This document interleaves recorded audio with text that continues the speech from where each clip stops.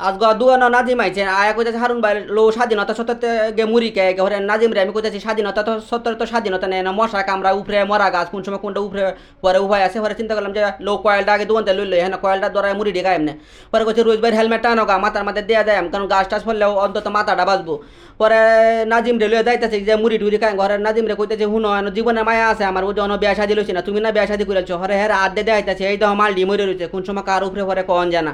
পরে জ্ঞান ট্যান দেওয়া যাইতাছি সামনে আর দিহি মায়া সামনে দিয়ে সাফায়াত পরে চিন্তা করলাম হাই হেরে 10 টাকা তো জরিমানা বেশি লাগছে পরে সাফায়াত করতেছে হেলমেট কে আমি কইছি জীবন রক্ষার লাগিয়া পরে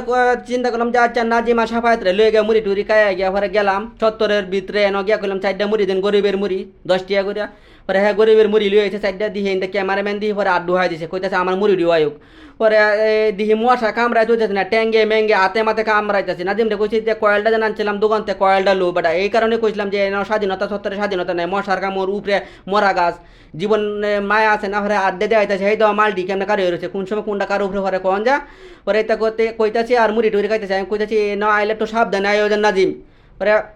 চিন্তা করলাম যে অন্ডুন যায় আমরা মুড়ি টুড়ি খাওয়া শেষ তাহলে কয়েলটা নিবাই এলাই কারণ এনে কয়েলটা থাকলে মানুষ আরামে বয়ে মুড়ি খাইবা যদি মশার কামড় খায় তাহলে মশার কামড় খায় প্রতিবাদ করবো পরে বিল টিল দেওয়া যাইতেছে গা দোকানতে দোকানে যাইতেছে আর নাজিমটা কইতেছে এই এলাকা থেকে সাবধান পরে হেরা 2টা গা উপতলার ভিতরে গা ঢুকতে পড়ছে আর আমি যাইতেছি গা আমার দোকানও